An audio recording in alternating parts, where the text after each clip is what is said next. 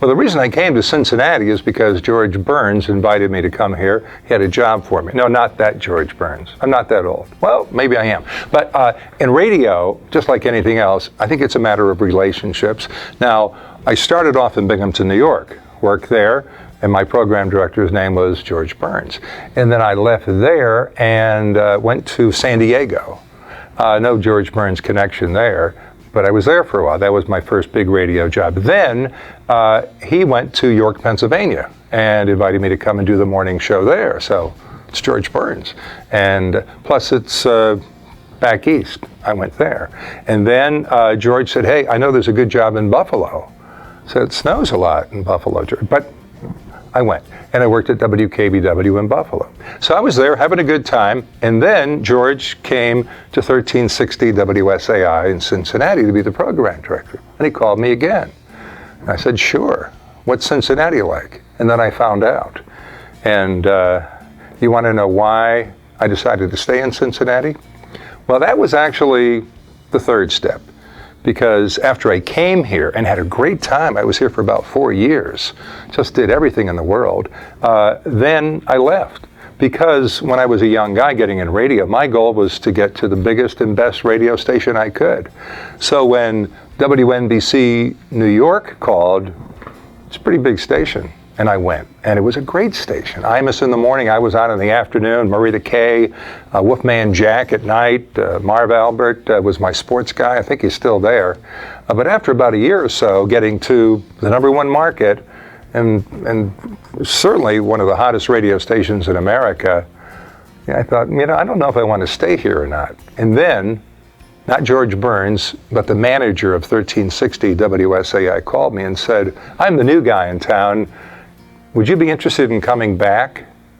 And we talked for about 30 days. I mean, it was quite the relationship on the phone. And then I came, and once I was back here in town, I remembered how good it felt. I decided to come back.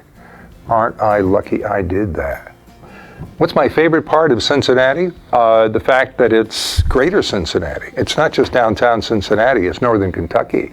It's Pompilio's on a summer's night. Great place. It's where I live in Indiana. It's a tri-state, And of course, I lived in Delhi for a while. It's the region. It's a fascinating place. I mean, why do so many people stay here for the longest time? Or leave and then come back? I mean, I'm not the first to do that.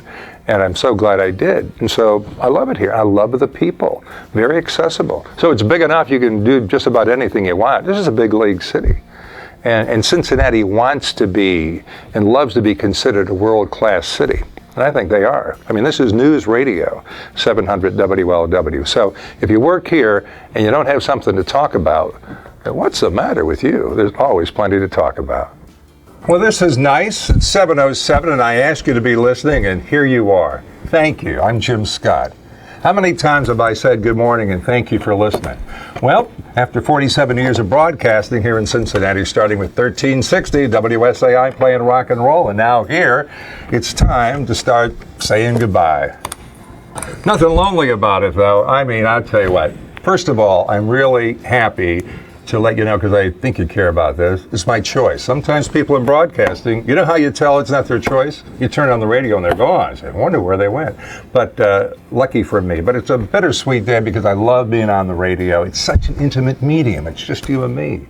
But there are some other things I want to do. And you can't have everything you want, but you can have anything you want. So many times when I would raise my boys and they would say, I'm trying to figure out what to do, Dad. I said, well, you got to decide what you want. That's a very difficult one. So my choice is to work here a little longer till my favorite day of the year, opening day, April 6th. And as always, I'll be walking in the Findlay Market Parade, and I hope to see you and say thank you for listening all these years. And then it'll be it for me on the radio.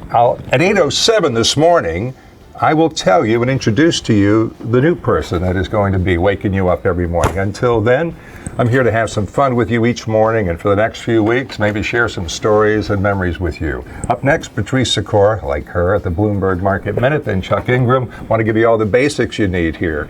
But I'm not going to say goodbye yet. Don't have to. But thank you very much for listening. Hope you're not disappointed. That's a big announcement. Did you really think it was going to be $1 million giveaway? Did you really think that?